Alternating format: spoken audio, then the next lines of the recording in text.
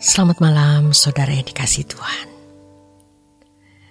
Senang bisa berada di ruang Anda kembali dalam renungan malam. Dan topik malam ini adalah panik.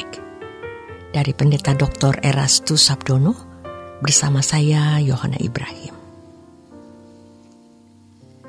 Salah satu media Allah berbicara kepada manusia adalah melalui peristiwa-peristiwa besar. Seperti bencana alam yang menelan banyak korban, juga perang yang baru-baru ini terjadi antara Rusia dan Ukraina di Eropa. Ada pesan Tuhan di situ. Jadi kalau secara individu, ada pesan Tuhan sekaligus penggarapannya. Kalau untuk dunia ini, pesan Tuhan agar manusia berjaga-jaga dan bersiap-siap. Kalau perang melibatkan banyak negara meluas, apalagi dengan persenjataan nuklir yang dapat memusnahkan kehidupan di muka bumi, ini bukan perkara kecil.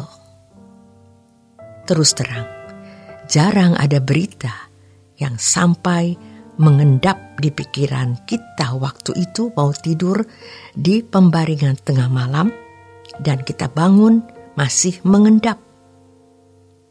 Apalagi kalau kita melihat berita pengungsi yang jumlahnya sudah ratusan jiwa.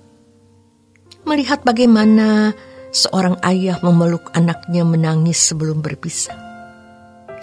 Bagaimana seorang wanita menangis memeluk pria yang akan maju ke medan perang. Itu semua miris. Ini tidak mungkin kebetulan. Ini merupakan suara atau pesan Tuhan. Seperti teriakan orang, mempelai datang, songsonglah dia. Ini seperti ketukan pintu di Wahyu 3 ayat 20 sampai 21. Maksud peringatan itu adalah agar umat pilihan mempersiapkan diri menyambut mempelai pria, yaitu Tuhan Yesus. Jangan ketika kita tidak lagi memiliki kesempatan mempersiapkan diri. Kita baru kebakaran jenggot. Sekarang kita harus panik, bukan nanti. Ketika kita sadar bahwa kita belum layak berdiri di hadapan kekudusan Allah, kita harus panik sekarang. Kalau masih ada kecenderungan-kecenderungan yang salah dalam hati kita, keinginan memiliki sesuatu, kesombongan, keangkuhan, kebencian, pikiran najis, ketidakjujuran, bosan mendengar firman, jenuh dalam berdoa, sejatinya kita harus panik.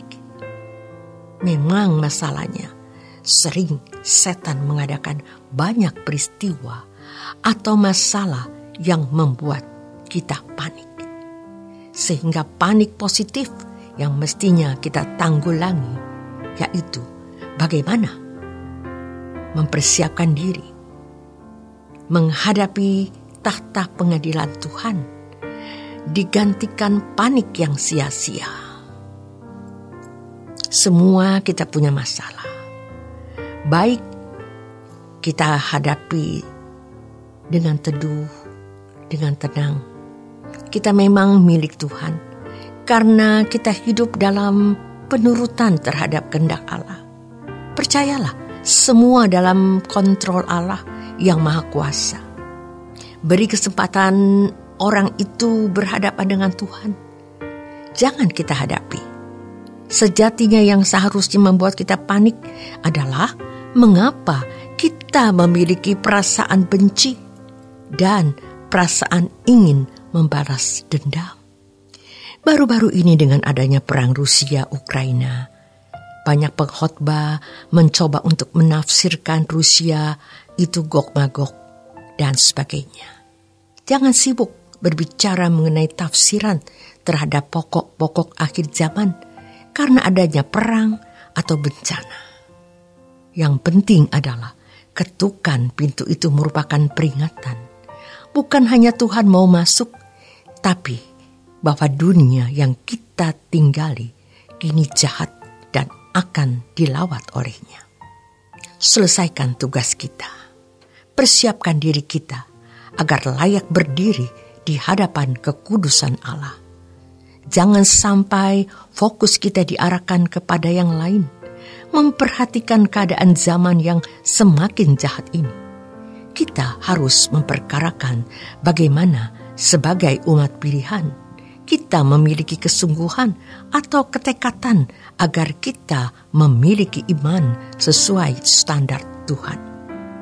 Dunia kita yang sangat jahat ini, dunia yang sulit dijalani dengan kehidupan iman standar Tuhan.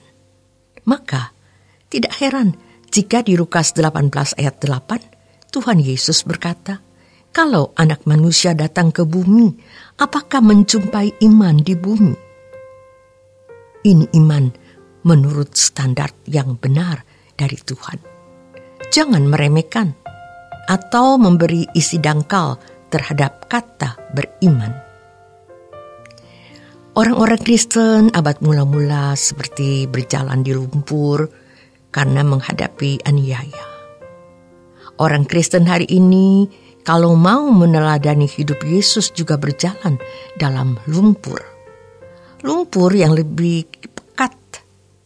Sekarang kita pun berjalan dalam lumpur pengaruh jahat dunia dan tidak lebih ringan.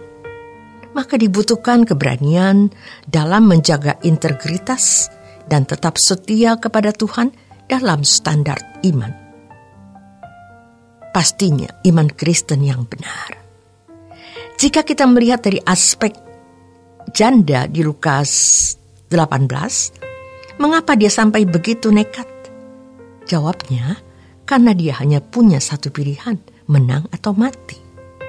Orang-orang Kristen yang dalam integritasnya mengikut jejak Yesus sering dianggap salah, kalah, ekstrim, ngawur, gila, fanatik, dan lain sebagainya. Tapi Tuhan berkata, "Aku akan membenarkan mereka."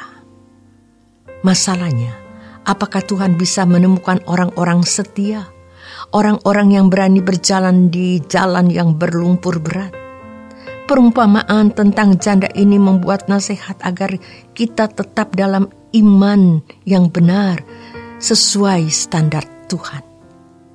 Di tengah-tengah keadaan dunia yang sangat sulit dijalani dengan iman yang sejati.